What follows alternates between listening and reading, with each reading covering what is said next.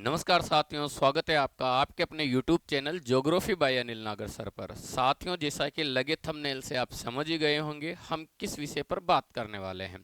आज जो आरपीएससी द्वारा आयोजित वरिष्ठ अध्यापक भर्ती परीक्षा हुई थी, उसकी आज पहला पेपर था, फर्स्ट पेपर था जीके और एजुकेशन साइकोलॉजी का। ठीक है ना। तो उस एग्जाम के अंदर जो आज सुबह 9 बजे स्टार्ट हुआ था, उस पेपर के अंदर geography, Rajasthan geography, world geography और भारत के भूगोल से कौन कौन से प्रश्न लिए गए हैं, हम उन प्रश्नों के सॉल्यूशन के साथ यहाँ पर आज मिल रहे हैं। चलिए स्टार्ट करते हैं। आज के पेपर में आया जो पहला प्रश्न है ज्योग्राफी का, उसके विषय में बात की जाए तो यहाँ पर आप देख पा रहे हैं, एक क्वेश्चन है आपके सामने। निम्नलिखित में से किस देश में एपीनाइन पर्वतमाला अवस्थित है? ये एपीनन की जगह आप इसे एपीनाइन पढ़ेंगे। एपी 9 पर्वत अवस्थित है। और साथियों, ये जो पर्वत है ये किस देश में रहने वाला है? तो आपको पता होगा ये किस देश में है, इटली के अंदर है। ठीक है ना। एपीनाइन इटली में है।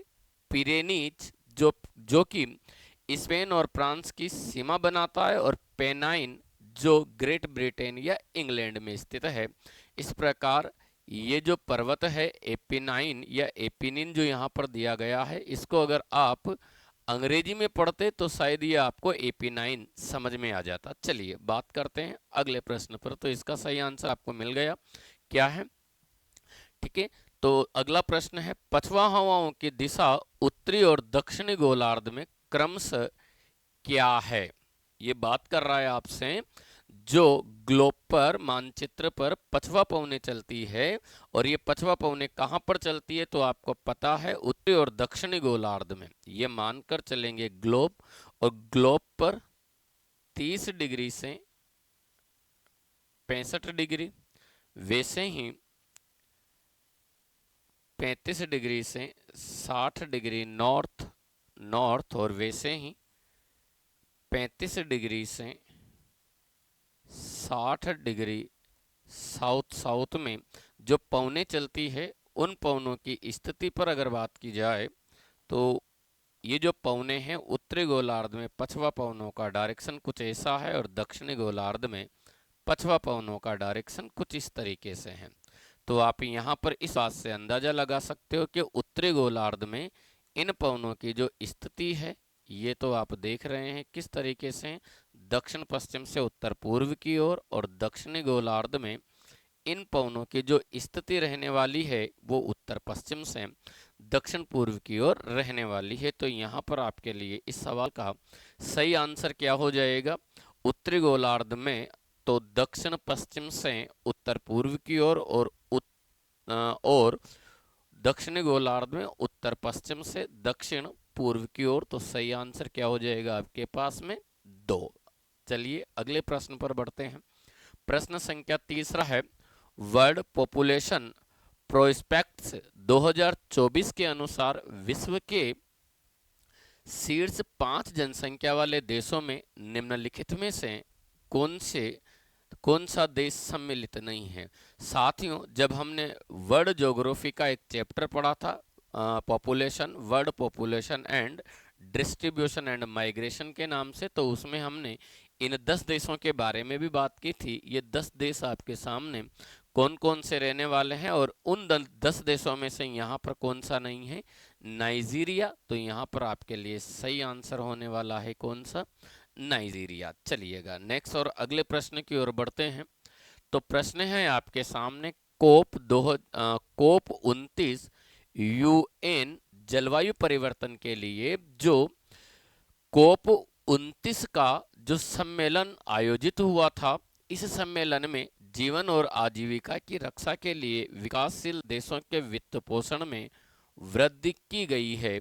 यानी कितने प्रतिशत की वित्त पोषण के नाम से वृद्धि की गई है?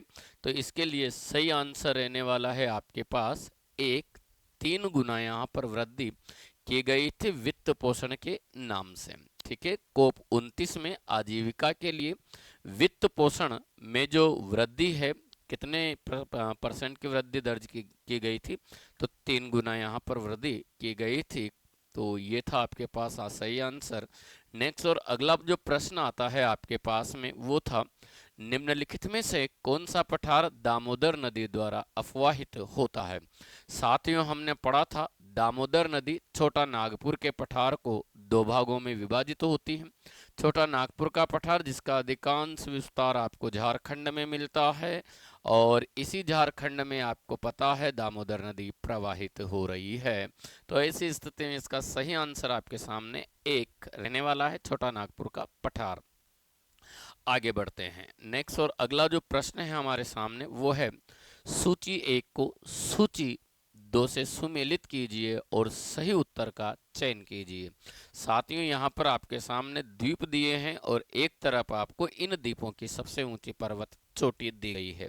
तो यहाँ पर आपको पता है कि साउथ में जो ग्रेट निकोबार द्वीप है, उस ग्रेट निकोबार द्वीप की सबसे ऊंची पर्वत चोटी तो है माउंट थूलियर। कौन सी है? माउंट थूलियर। और जो कि मध्य अंडमान है, कौन सा अंडमान है? मध्य अंडमान की सबसे ऊंची पर्वत चोटी है कौन सी? Mount sandal peak. और इस तरीके से यहाँ पर अगर आप सही आंसर ढूंढते हो तो आपको सही आंसर यहाँ पर मिल जाता है। देखो, डी के अंदर है थर्ड, और यहाँ डी के अंदर थर्ड केवल एक में ही दिया गया है, तो पहली ही चीज से हमारा सही आंसर यहाँ पर मिल जाता है। वहीं ग्रेट निकोबार सी के अंदर सेकंड, तो डी के अंदर थर्ड, और ग्रेट निकोबार में कहां पर? ग्रेट निकोबार मतलब सी के अंदर, माफ करें, यहां पर हमारे पास सही जो आंसर रहने वाला है वो आपको पता है, ग्रेट निकोबार की सबसे ऊंची जो चोटी है वो है कौन सी? माउंट थूलियर। और मध्य अंडमान की सबसे ऊंची जो पर्वत चोटी है वो है माउंट सैंडल पीक। सॉरी, यहाँ पर ये जो माउंट सैंडल पीक है ये है उत्तरी अंडमान के अंदर। कहाँ पर है? उत्तरी अंडमान के अंदर। तो सी में तो आपके पास सेकंड है और ए में आपके पास थर्ड, यानी सही आंसर के रूप में आपको मिल जाएगा ए। ठीक है, जो मध्य अंडमान है ये ध्यान रखना अंडमान निकोबार द्वीप समूह का सबसे बड़ा द्वीप है। अंडमान निकोबार का सबसे बड़ा क्या है? द्वीप है। जबकि अंडमान द्वीप समूह की सबसे ऊंची पर्वत चोटी माउंट सैंडल पीक उत्तरी अंडमान में है। तो यहाँ पर इसके लिए जो सही आंसर आपके सामने रहने वाला है वो हो जाएगा एक। आगे बढ़ते हैं अगले प्रश्न की ओर। और अगला प्रश्न जो हमारे पास था वो है, हिंद महासागर तथा प्रशांत महासागर के मध्य मौसमी परिवर्तनों में प्रक्षेपित उतार चढ़ाव वाला प्रतिरूप क्या कहलाता है? साथियों, सामान्यतः इसके लिए एक शब्द यूज में लिया जाता है, दक्षिणी दोलन। क्या कहा जाता है हिंदी में? इसे क्या बोला जाता है? दक्षिणी दोलन। लेकिन इसी दक्षिणी दोलन को ध्यान रखना, वाकर परिसंचरण भी कहा जाता है। क्या कहा जाता है इसे? वाकर परिसंचरण भी कहा जाता है।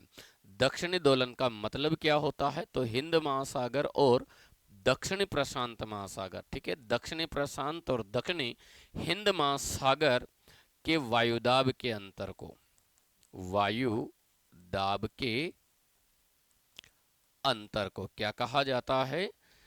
दक्षिणी दोलन या वाकर परिसंचरण कहा जाता है, जो कि हिंद महासागर और प्रशांत महासागर के मध्य ये मौसमी परिवर्तन को प्रदर्शित करता है। चलिए, तो यहाँ पर इसके लिए सही आंसर क्या हो जाएगा? वाकर परिसंचरण।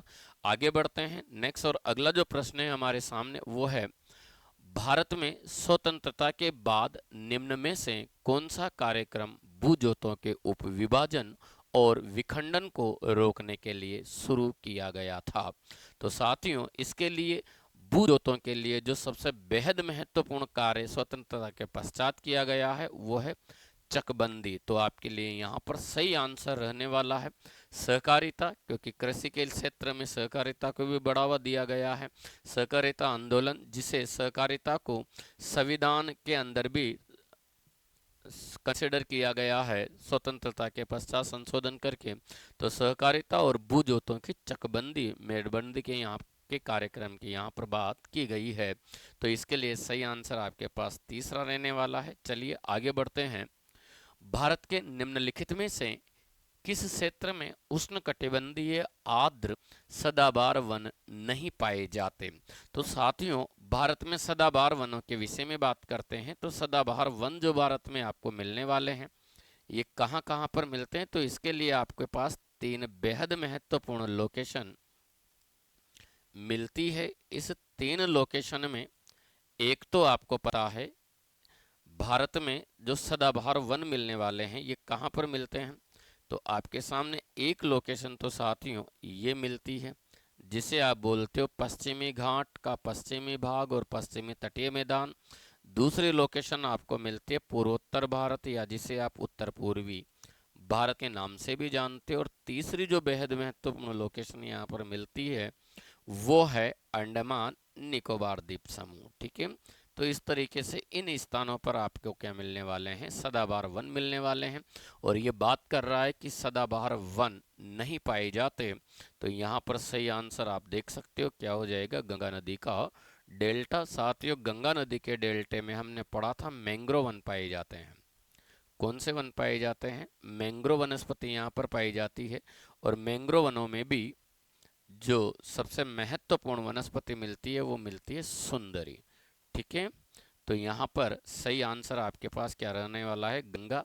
बाकी उत्तर पूर्वी भारत में यहाँ पर मिल रहा है, जिसे आप पूर्वोत्तर भारत के नाम से जानते हो। अंडमान निकोबार द्वीप समूह में मिल रहे हैं। और उत्तर पूर्वी भारत, जिसे उत्तर पूर्वोत्तर भारत के नाम से भी जाना जाता है, यहाँ पर भी ये वन मिलते हैं। चलिए आगे बढ़ते हैं अगले प्रश्न की ओर। और प्रश्न है आपके सामने, निम्नलिखित तेल शोधनशालाओं की उनकी अवस्थिति के अनुसार पूर्व से पश्चिम की ओर सही क्रम में जमाएंगे। ठीक है, तो इन शोधनशालाओं को अगर हम इनके सही क्रम में जमाते हैं, तो साथियों सबसे पहले तो मैं आपको याद दिला दूं, ये जितनी भी शोधनशाला हैं, तेल रिफाइनरियां हैं, ये असम में हैं। कहाँ पर अवस्थित है? असम में है। और असम में जब आप इस तरीके से पूर्वोत्तर भारत को देखते हो, अगर हम यहाँ पर ये भूटान की लोकेशन मानते हैं, तो इस तरीके से हमें ये पूर्वोत्तर भारत मिल जाता है। और इसमें सबसे पूर्व में पड़ने वाली जो तेल रिफाइनरी है उसके विषय में बात करते हैं, तो सबसे पूर्व में असम के अंदर मिलती है आपको डिगबोई। कौन सी मिलती है? डिगबोई। डिगबोई से आगे अगर हम बढ़ते हैं तो डिगबोई के आगे बढ़ने पर आपको जो लोकेशन मिलती है वो मिलती है नुमालीगढ़। कौन सी मिलती है? सेकंड नंबर पर असम में नुमालीगढ़ मिल जाती है। कौन सी गढ़ है ये? नुमालीगढ़। ठीक है, यहाँ पर हम देखते हैं तो अगली जो लोकेशन मिलती है वो है नुमालीगढ़। और नुमालीगढ़ के बाद अगर हम बात करते हैं तो अगली जो लोकेशन आती है वो है गुवाहाटी। कौन सी मिलती है? गुवाहाटी। और गुवाहाटी के बाद में अगर आप बात करते हैं तो अगली जो लोकेशन आपको मिलने वाली है वो है बोगाई गांव। कौन सा है?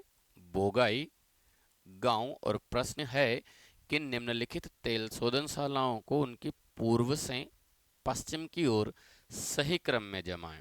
तो पूर्व से पश्चिम की ओर सबसे पहले डिगबोई।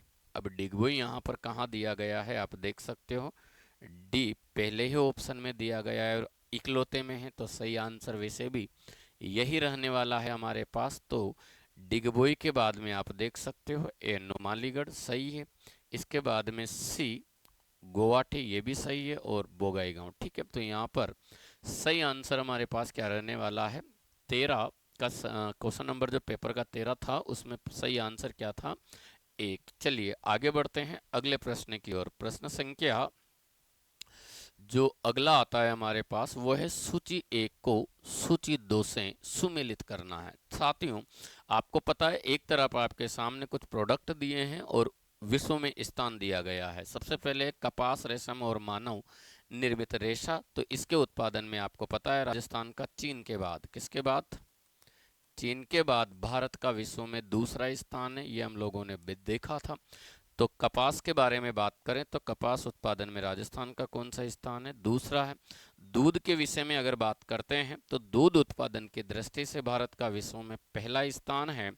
मांस उत्पादन की दृष्टि से तीसरा, एक मिनट, मांस उत्पादन की दृष्टि से भारत का विश्व में दूध में पहला, और दवाइयों में दवाइयों में दवाइयों के अंतर्गत अगर बात करते हैं तो दवाइयों में भारत का जो स्थान है वो कौन सा है, तो याद रखेंगे,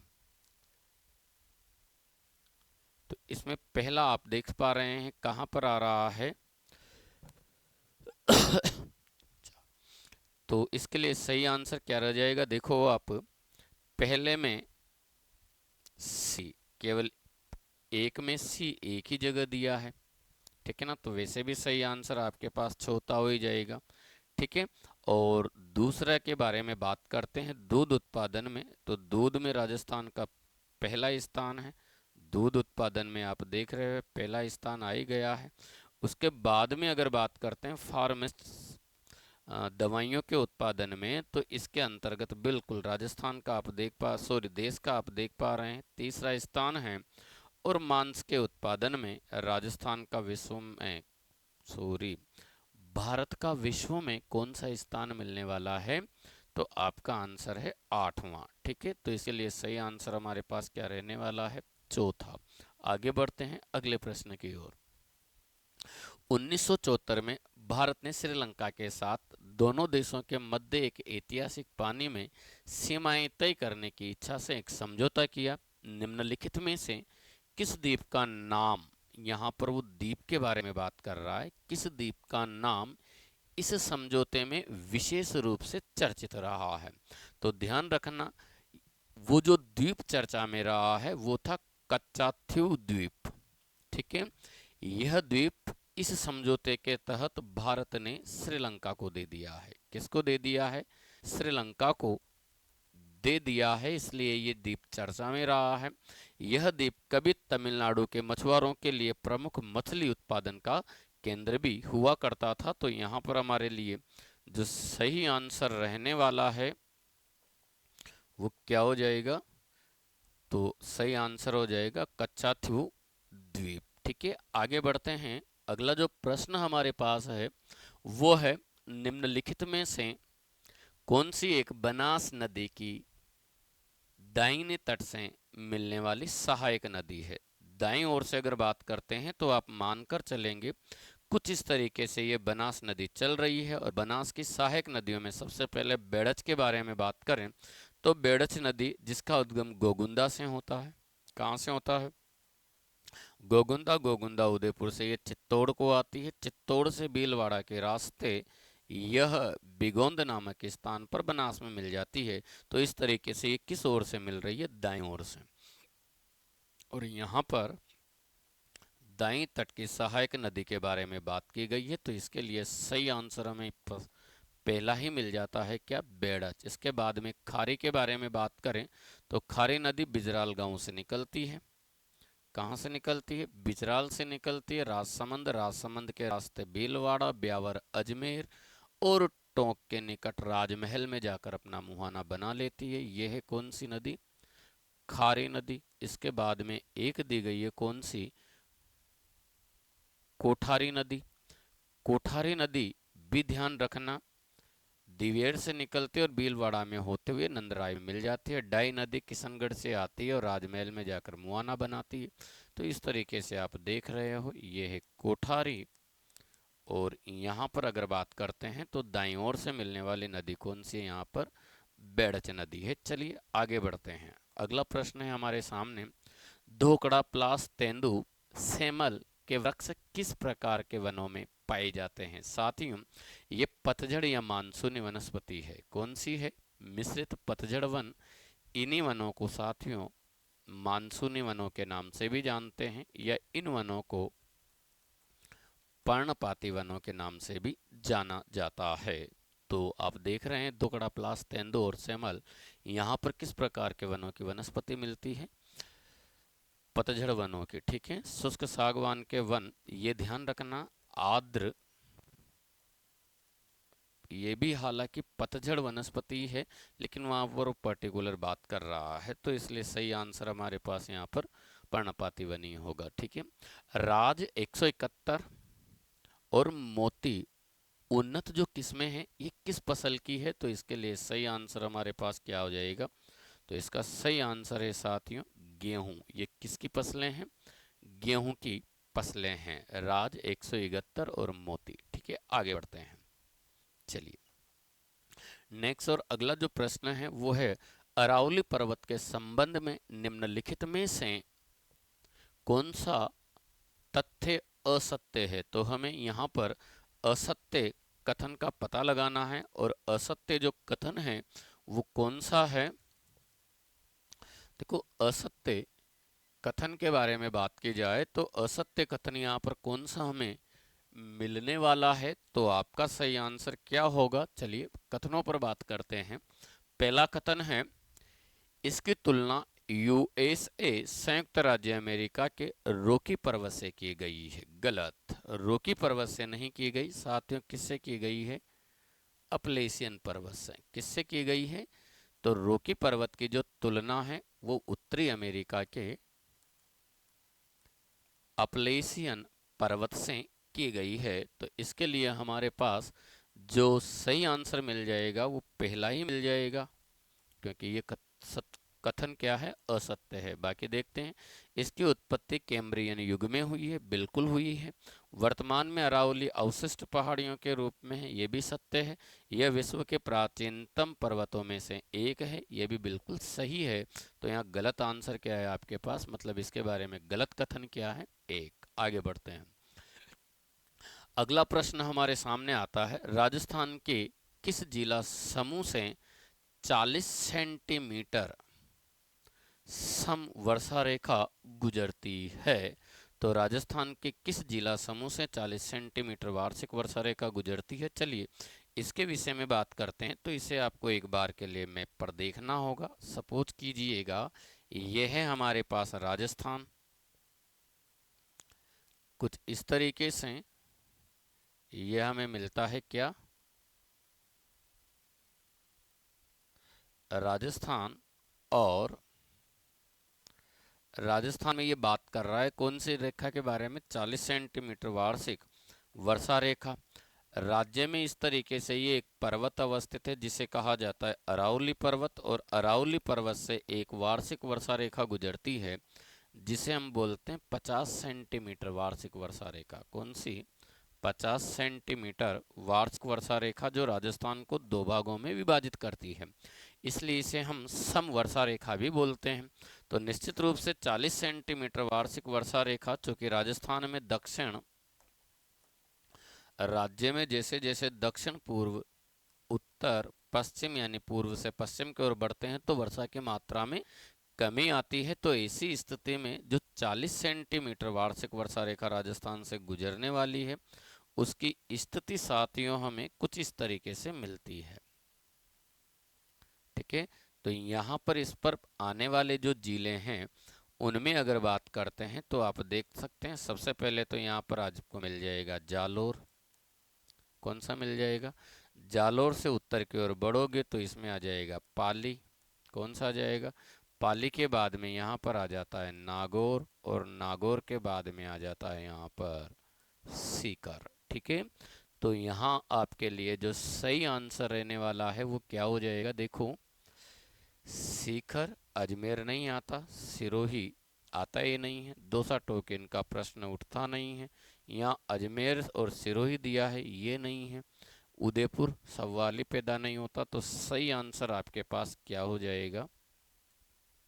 साथियों, हाल ही में इस प्रकार की जो ये 40 सेंटीमीटर वार्षिक वर्षा रेखा जिसके बारे में बात की गई है, इस प्रकार के प्रश्नों को सोल्व करने के लिए हमने अपने इसी YouTube चैनल के ऊपर एक रील्स बनाकर रील के माध्यम से हमने इन प्रश्नों को सोल्व किया था, और बहुत एक एक मिनट की वो शॉट पड़े हुए हैं। आप वहां पर जाकर उन शॉट को देखोगे तो आपको इस प्रकार के तमाम जो आंसर हैं, जो क्वेश्चन आपसे पूछे जाते हैं, वो मिल जाएगी, उनकी रील आपको मिल जाएगी। जैसे यहाँ पर 40 सेंटीमीटर सम वर्षा रेखा की बात की गई है, वैसे ही आपसे समदाब रेखाओं के बारे में पूछ लेता है कि कौन सी समदाब रेखा राजस्थान के कौन कौन से जिलों से होकर गुजरती है।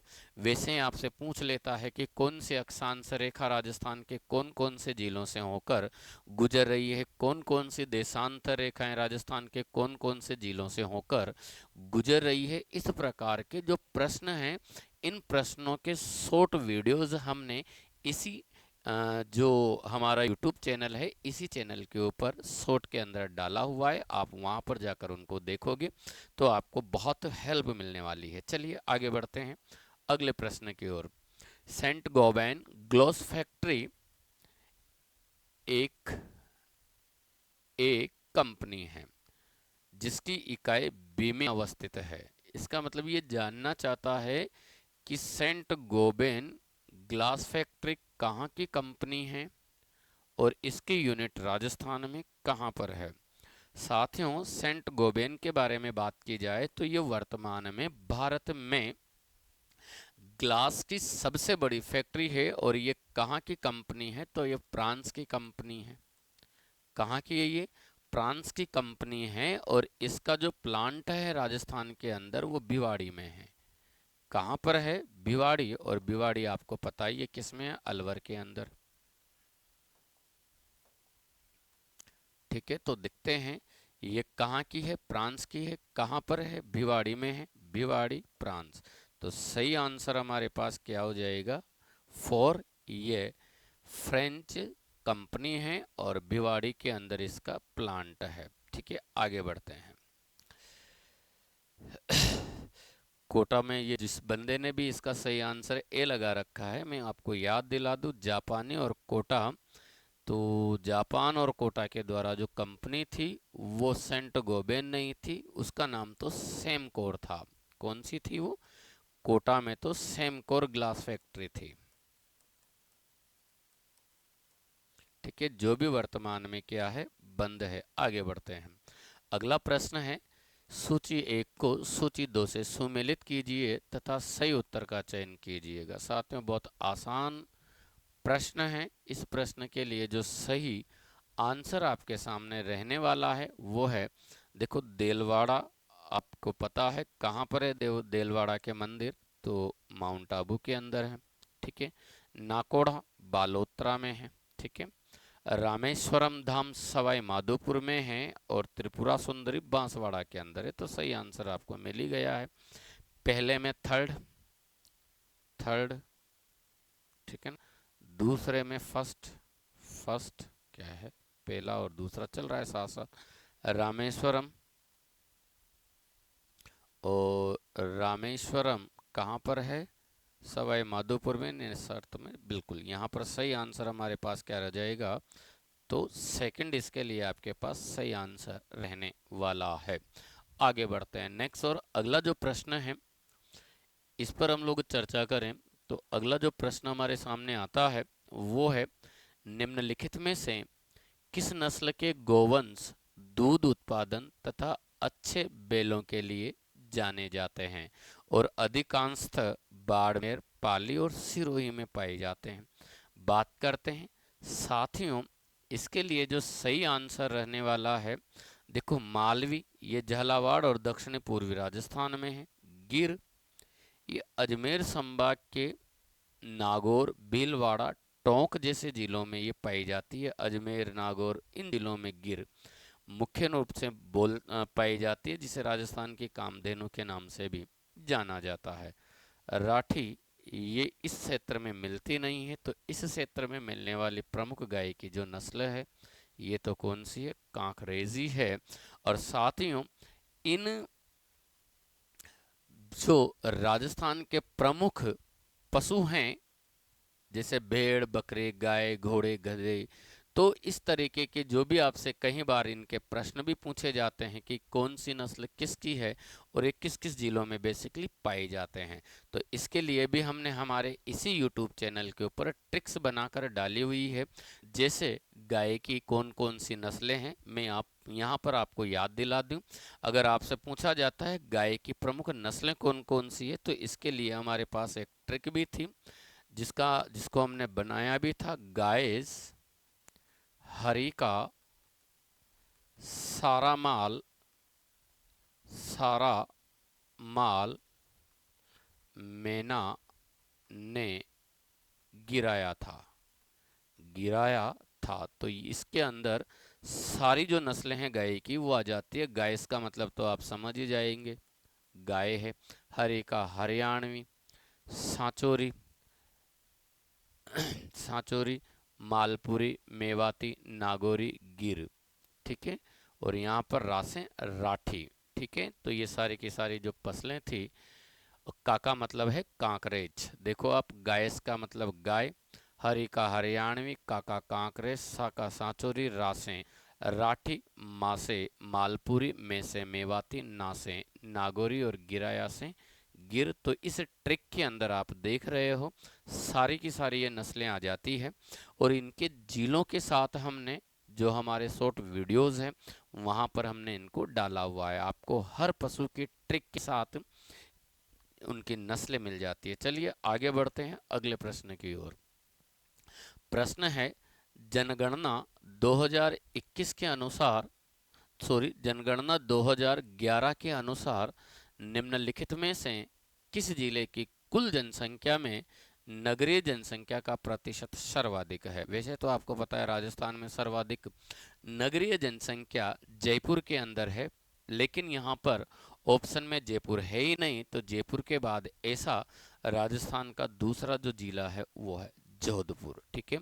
जोधपुर जिले की अधिकांश जो जनसंख्या है वो किसके रूप में है? जोधपुर में नगरीय जनसंख्या के अंदर है सर्वाधिक। जयपुर के बाद राजस्थान का दूसरा ऐसा जिला जोधपुर है जिसमें नगरीय जनसंख्या का प्रतिशत सर्वाधिक देखने को मिलता है। आगे बढ़ते हैं नेक्स्ट, और अगला प्रश्न आता है, गढ़सीसर झील, ये गढ़सीसर झील बिल्कुल हाल ही में सुर्खियों में रही थी। ये गढ़सीसर आपको पता है कहाँ पर है? जैसलमेर में है। और इस झील को हाल ही में यूनेस्को के द्वारा, किसके द्वारा? यूनेस्को द्वारा रामसर साइट के अंदर, किसके अंदर? इस झील को हाल ही में किसके अंदर?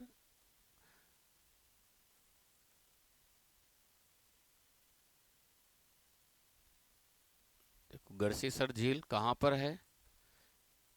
जैसलमेर में है। और इस झील को हाल ही में रामसर साइट के अंदर सम्मिलित किया गया है। तो ये किसके लिए फेमस रही है? रामसर साइट घोषित किया जाना, ठीक है। तो इसके लिए सही जो आंसर हमारे सामने रहने वाला है वो हो जाएगा फोर्थ। आगे बढ़ते हैं नेक्स्ट और अगले प्रश्न की ओर।